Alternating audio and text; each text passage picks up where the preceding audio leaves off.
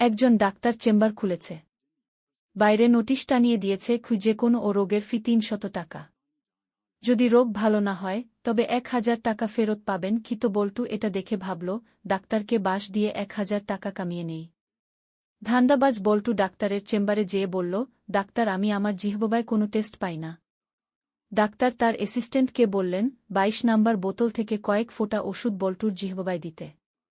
Assistant সেটাই করল। বল্টু তো ইয়াক ইয়াক করে বলে, এটা তো প্রস্রাব।